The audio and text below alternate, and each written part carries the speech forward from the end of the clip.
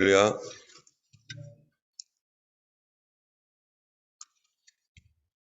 오늘은 이제 사도행전 제 3장 되겠습니다.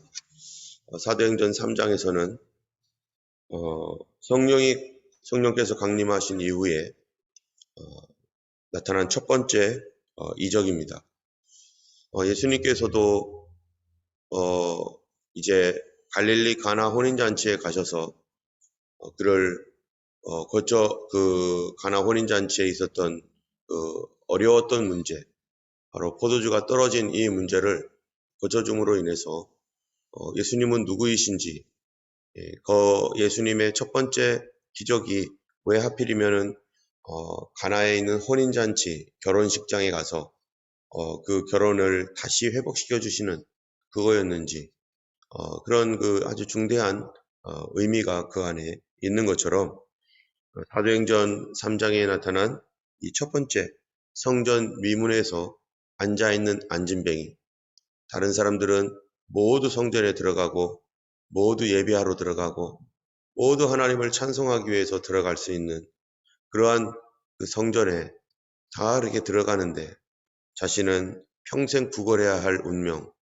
평생 거기에 들어가는 사람들의 돈을 바라고 그 앞에서 앉아서 평생 그렇게 살아가야 할 운명에 있는 이 사람을 바로 이 베드로와 요한이 일으킨 이 사건을 통해서 정말로 교회 근처, 정말로 이 자기의 여러 가지 이 상황과 형편에 의해서 정말 자신의 무능함과 이 죄로 인하여서 또 아무것도 할 수 없는 그 인생이 예수 그리스도를 믿는 그 믿음으로 말미암아서 그가 변화되어서 드디어 그도 예배하러 찬송하러 성전에 들어가며 거기서 기뻐 뛰게 되는 그런 놀라운 일이 성령으로 말미암아 처음 일어나게 된 일입니다. 성령을 받고 이제 베드로와 요한 예수님의 제자들이 함께 모여서 기도하고 또 전도하는 그런 일들이 이제 일어나게 되는데요. 공동체가 모여서 3,000명이 회개하고 그리고 그곳에서 사람들이 예루살렘에 복음을 전하고 또 기도하러 사람들이 몰려와서 이제 함께 기도하는 그런 때인데 오늘은 그 배경이 제9시 기도 시간입니다. 제9시 기도 시간에 베드로와 요한이 성전에 올라가는 것이죠. 유대인들은 보통 아침 오전 9시에 또 오후 3시에 또 저녁 해질 때 이렇게 3번에 걸쳐서 기도를 합니다. 근데 제9시 기도 시간이다 라고 할 때는 보통 이스라엘 그 달력으로 따지면 이스라엘 시간으로 따지면 여기다가 6시간을 더 더하면 되니까 오후 3시 뭐 이렇게 되는 거죠. 이러한 그 오후 3시에 베드로와 요한이 이제 기도하러 성전에 올라갔을 때 이 사람은 나면서부터 한 번도 걸어본 적이 없는 그러한 그 선천적인 불구로 태어난 사람입니다. 이를 사람들이 메어왔습니다. 그 이유는 그가 이제 성전에 들어가는 사람들에게 구원하기 위한 것이죠. 그렇기 때문에 이 사람은 많은 사람들이 오래전부터 알고 있는 사람이에요. 거기에 성전으로 기도하러 올라가는 사람이라면 하루에 한 번씩은 꼭 이 사람을 볼 수밖에 없고 또 그 성전에 이런 사람들만 있는 게 아니라 그 주변에 안진뱅이는 아니지만 여러 가지 이유로 인해서 구걸을 하면서 살아갈 수밖에 없는 그런 주변에 많은 사람들이 있을 것입니다. 성전에 들어갈 때마다 그 사람들이 그 주변에 앉아서 동전을 구하고 또 도와달라고 말하고 그런데 이 사람은 정말로 한 번도 걸어본 적이 없는 그러한 그 구걸하는 그런 사람이기 때문에 다른 어떤 사람보다도 더 어려운 형편에 있는 그러한 사람이죠. 그는 늘 이 성전에 그도 들어가기를 원했을 것입니다. 그러나 성전에는 불구가 있는 사람은 들어가지 못하는 거예요. 불구인 사람들은 성전에 들어가지 못하기 때문에 그는 그냥 성전을 바라보면서 그렇게 살아가는 그런 사람입니다. 이러한 사람이 베드로와 요한이 들어가는 그 가운데 뭐 평상시처럼 이 동전을 구하게 된 것입니다. 그럴 때 지금 베드로와 요한이 성령에 충만한 가운데 이제 기도하러 들어가고 있기 때문에 그 사람 안에서 하나님의 성령께서 그날은 그들의 발걸음을 멈추게 하시고 또 그 사람을 주목하게 하였고 그 사람이 이 어떠한 사람인지 볼 수 있도록 성령님께서 그들을 스톱시켰습니다.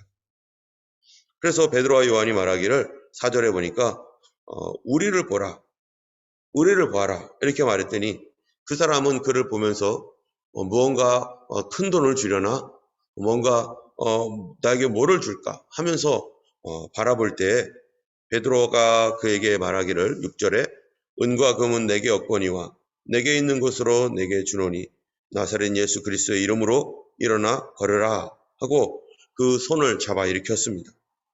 그 손을 잡아 일으키니까 곧 발과 발목에 힘을 얻어서 그가 뛰어서서 걷고 성전에 들어가서 걷기도 하고 뛰기도 하며 하나님을 찬송하였다는 것이죠. 이 사람이 한 번도 걸어본 적이 없기 때문에 근육이라는 게 있겠습니까? 근육도 남아있지 않은 그런 빼짝 마른 그 사람. 근데 이 사람이 발과 발목에 힘을 얻어서 그 사람의 능력으로 그냥 일어설 수가 없죠. 우리는 이 사람이 몇 달 동안만 이렇게 그 깁스를 해도 걷지 못하기 때문에 또 손을 쓰지 못하기 때문에 거기가 마비가 되어 있고 거기가 더 이상 움직여지지 않습니다. 저도 한 달 이상 손을 이렇게 깁스를 해본 적이 있는데 그를 한 달 동안 이거를 깁스를 한 상태에서 이 엘보를 펴려니까 엘보가 안 펴지는 거예요. 그래서 그거를 또 몇 달에 걸쳐서 또 조금씩 펴서 겨우 그래서 이제 할 수가 있었는데 이 남자는 평생 걸어보지 못했던 사람이기 때문에 이미 다리는 이 마비가 됐을 근육이 없고 다리가 마비됐을 뿐만 아니라 이 사람은 이 뼈가 굳어서 도저히 펼 수 없는 그런 상태에 있는 사람인 거죠. 그런데 이 나사렛 예수 이름으로 일어나 걸으라 라고 했던 이 말씀으로 인해서 그가 일어나 걷게 되는데 이 베드로와 요한이 주목하여 예수 이름으로 일어나 걸으라 라고 했던 이 말, 예수님의 이름으로 일어나 걸으라고 했던 이 말은 베드로와 요한의 말이 아니라 누구의 말이겠어요? 바로 성령께서 그들의 입을 통해서 말씀한 것입니다. 이제 하나님의 성령은 어떻게 일하시는가? 하나님의 성령은 이 베드로와 요한이라고 하는 이 사람을 통해서 하나님의 성령이 일하시는데 그 일할 때 우리의 모든 이 베드로와 요한의 이 모든 감정이나 생각 이런 것들을 완전히 장악해가지고 하나님의 성령께서 마치 로봇처럼 그들을 부려서 여리로 가라 저리로 가라 그리고 말해라 하면은 말이 막 푸쑥 나오고 이러는 건가? 그런 것이 아닙니다. 만약에 그런 것이라면은 우리는 인간으로서 어떠한 그 성령님을 이 성령의 은혜를 받을 때 마치 귀신 들린 것처럼 그렇게 장악되어 가지고 이리저리 움직여지는 그런 로봇처럼 되는 것이 절대 아니죠.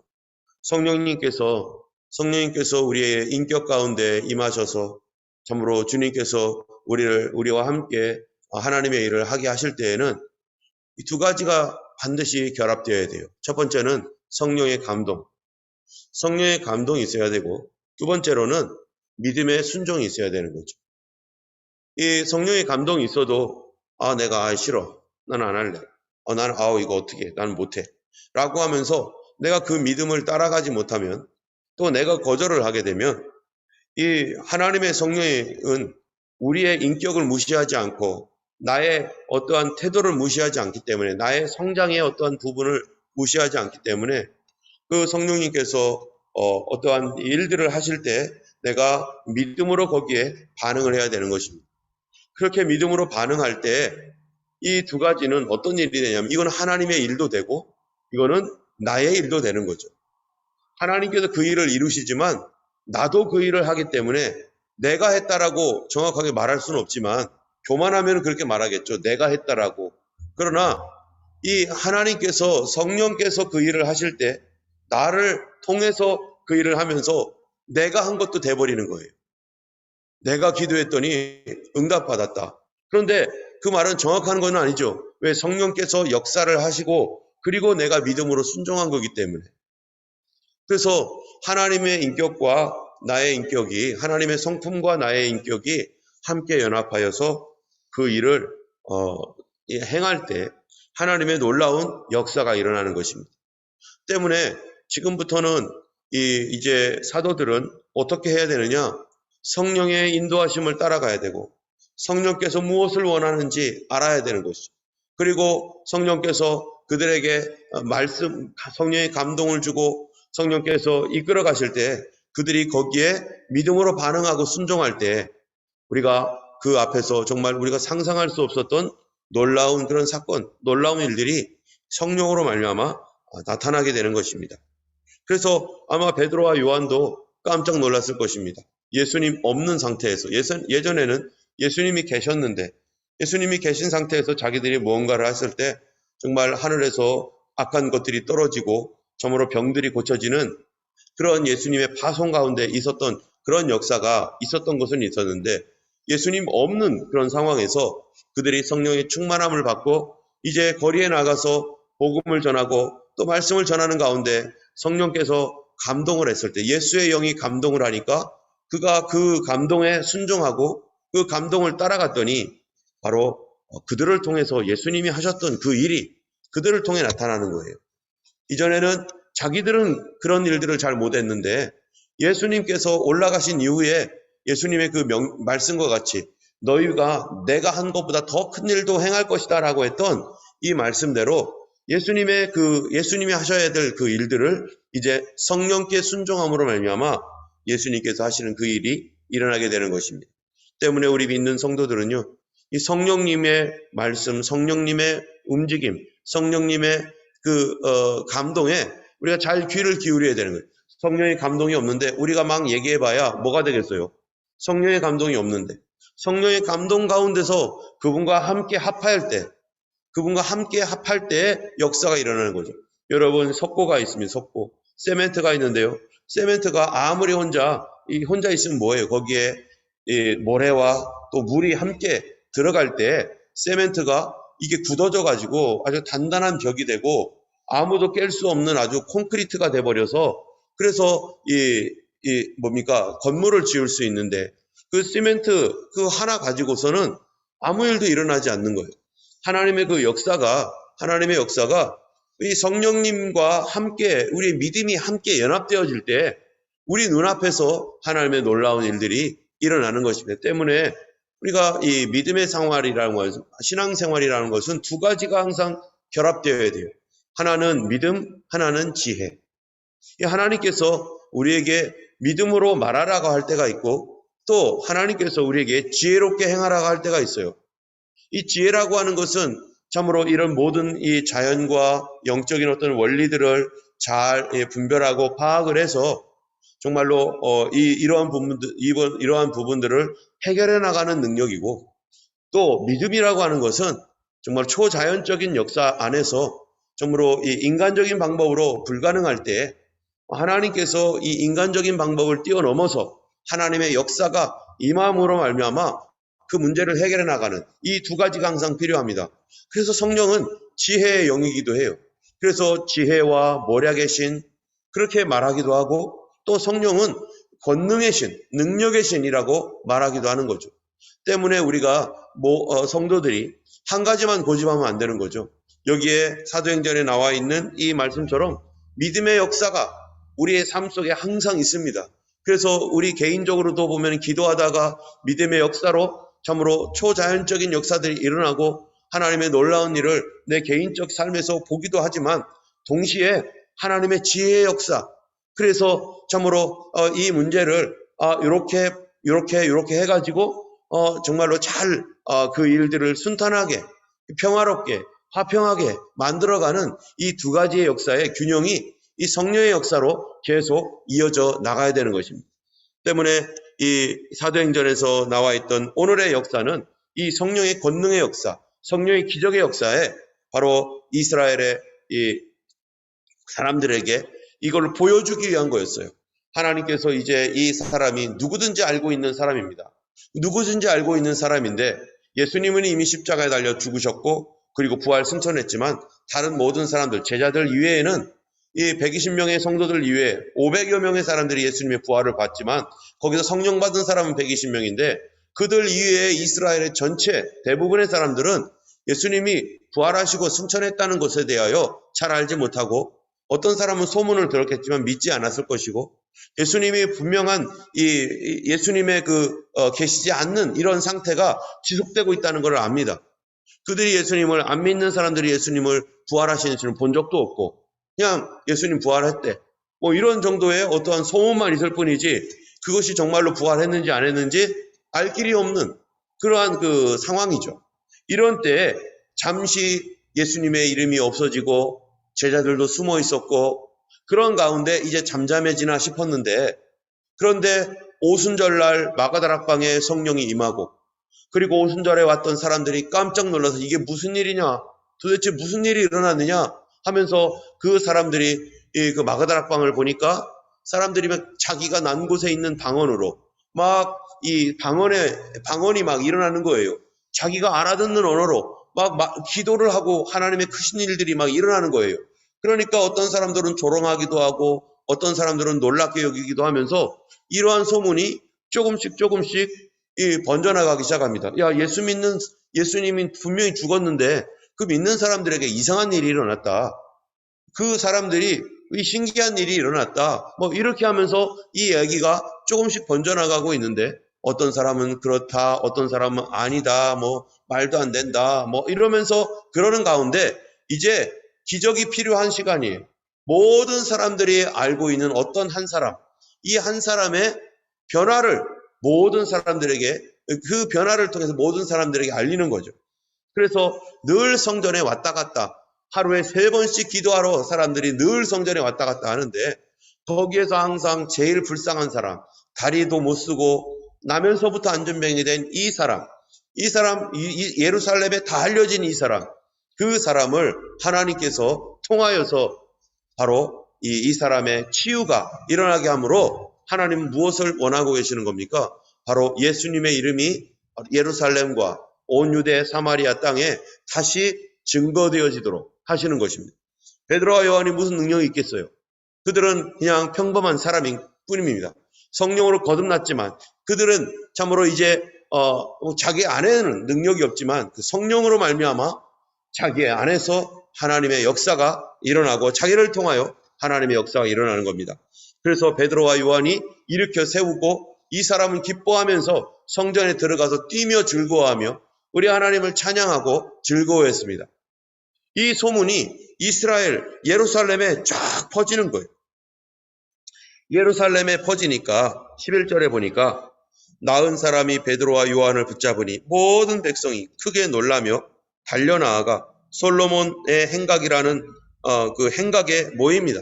사람들이 막 모이죠. 모이니까 이제 베드로가 여기에서 뭐를 해요? 설교를 합니다. 자, 어떤 기적이 일어났어요.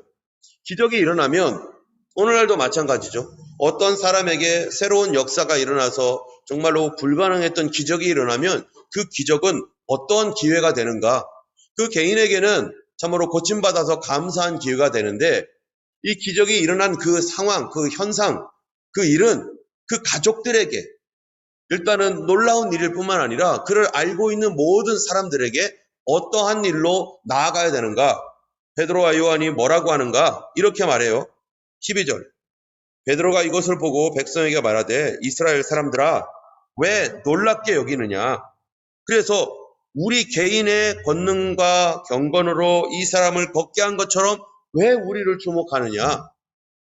지금 우리의 권능, 경건 이거는 우리가 이 사람을 고친 게 아니다. 우리 주목하지 말아라 하면서 누구를 주목하게 하는 거예요? 예수님을 증거하는 거예요. 이제부터. 지금 이 사람의 병 나은 이 사건은 예수님을 증거하는 그런 좋은 기회가 돼버렸습니다. 여러분 우리가 어떤 사람이 병이 고쳐지고 나을 때 그 병을 고친 그 사람, 이 고쳐진 사람이 아니라 기도해서 낫게 한 그 사람, 이 치유의 은사가 나타난 그 사람은 어떻게 해야 됩니까? 아, 내가 기도했어. 내가 기도하면 내가 기도하면 되는 거야.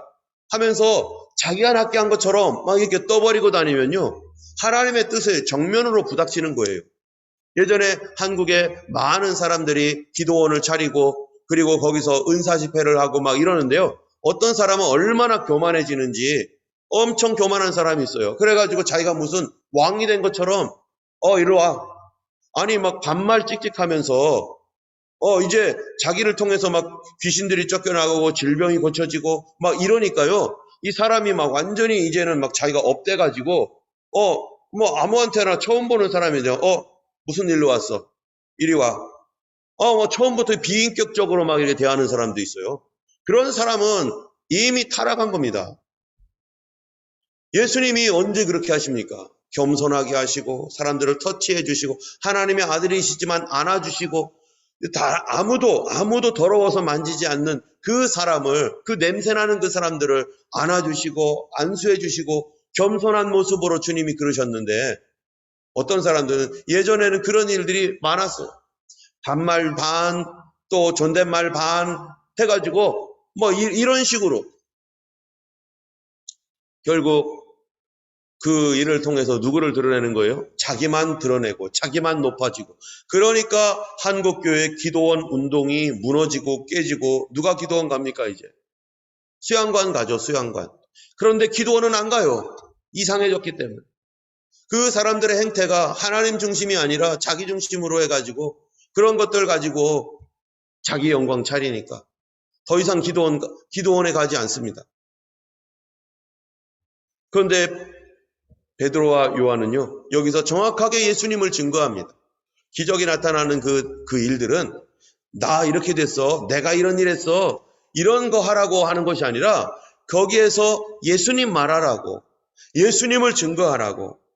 그래서 이 베드로와 요한이 예수님을 증거하는데 이 이스라엘 사람들에게 뭐라고 하느냐면은 13절에 아브라함과 이삭과 야곱의 하나님 곧 우리 조상의 하나님이 그 종 예수를 영원롭게 하셨느니라. 너희가 넘겨주고 빌라도가 놓아주기로 결의한 것을 너희가 그 앞에서 거부하였으니 하면서요. 뭐라고 하는 거예요? 지금 너희가 거룩하고 의로운 일을 거부하고 도리어 살인한 사람을 놓아주기를 구하여 생명의 주를 죽였도다 하면서 바로 유대인 너희들이 예수님을 죽였다 하면서 뭐라고 하는 거예요?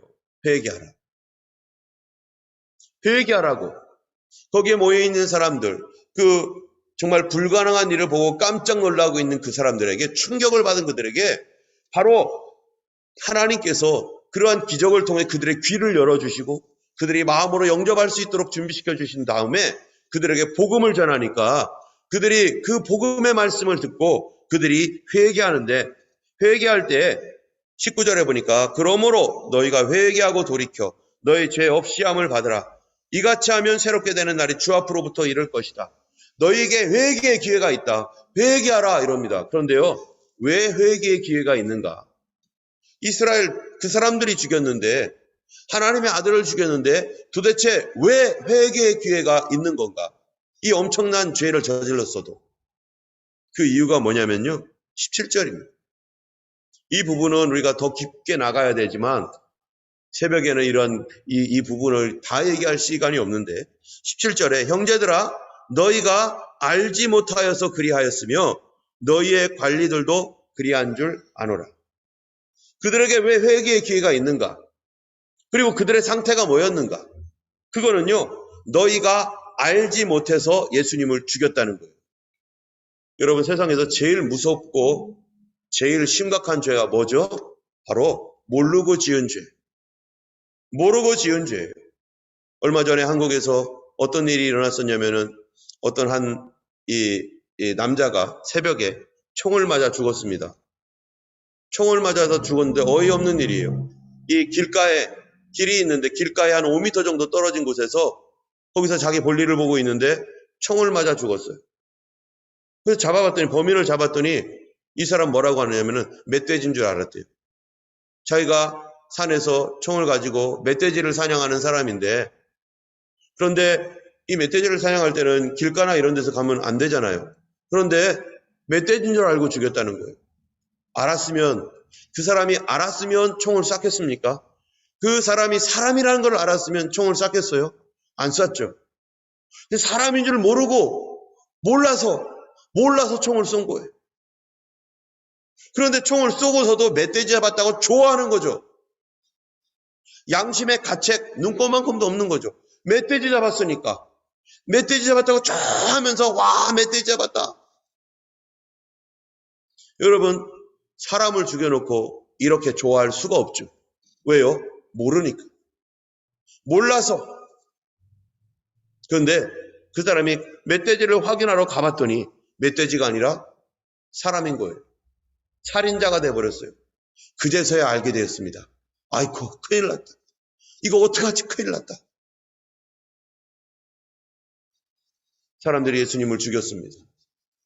예수님을 죽였는데 살인자인 줄 알고, 하나님을 모독하는 이단 괴수인 줄 알고, 하나님과 하나님을 대적하는 그런 사단의 괴수인 줄 알고 그들이 죽여야 된다고 하면서 그래야 되는 줄 알고, 잘 모르는 사람들은, 대제사장이 무슨 짓을 하고 있는지 모르는 사람들은 죽여라 했거든요. 그래야 되는 줄 알고 그들은 죽이라고 말했고 죽여달라고 말했고, 그런데 이 지금 예수의 이름으로 병자가 낫게 되고, 예수의 이름으로 성령을 받게 되고, 예수의 이름으로 이런 일이 일어난 걸 보니까, 그런데 바로 자기가 그렇게 외쳤던, 예수를 죽여달라고 외쳤던 그 사람들이 그 예수의 이름으로 사람이 고쳐진 걸 보니까, 아이고 우리가 진짜 실수했네. 예수의 이름이 이 사람을 고쳤는데 그럼 예수님은 누구냐?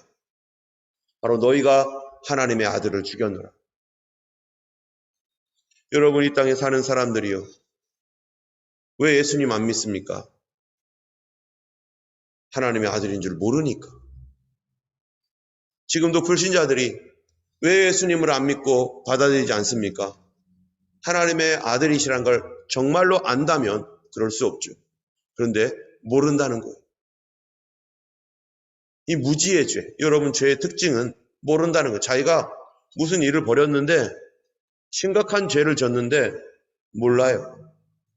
내가 이렇게 심각한 줄. 그러다 멸망받으면, 그러다 죽으면 어떻게 되는 거죠? 모르는 상태에서 지옥 가는 거예요. 내가 왜 심판을 받아야 되는지 모르고 심판받는 거예요. 내가 왜 심판을 받아야 되면 하는지 모르고 죽는 거죠. 이 얼마나 비참한 겁니까? 이게 바로 사단이 사람들을 캄캄하게 만들고 어둡게 만들고, 그래서 그리스도의 영광의 빛을 비추지 못하게 만들고, 오늘 우리가 기도할 때 우리가 몰랐기 때문에 회개해야 되는 겁니다. 하나님, 알게 해주세요. 혹시 우리가 이 땅에 살면서 지금 내가 심각한 죄가 있었는데도 불구하고 이 죄를 모르고 나는 오늘도 하하거리며 호호거리며 즐거워하고 있지 않는가?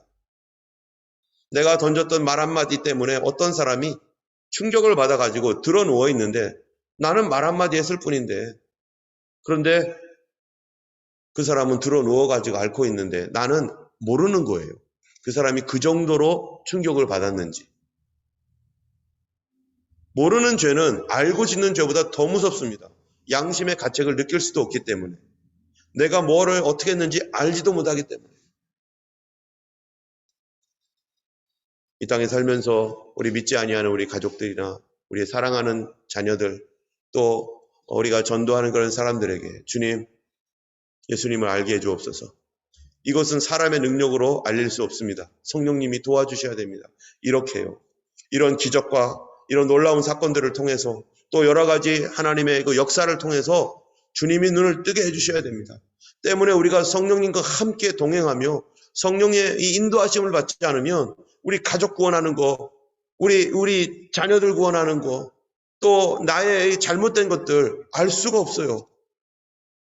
나는 전혀 인지하지 못하기 때문에 하나님 혹시라도 내가 알지 못하고 있는 거 있다면 주님 가르쳐 주시고 회개하게 해주시고 우리의 사랑하는 자녀들과 가족들 가운데 예수님을 모르고 있습니다. 그가 하나님의 아들인 줄 모르고 있습니다. 이 세상 지혜는 하나님을 하나님으로 알 수가 없습니다.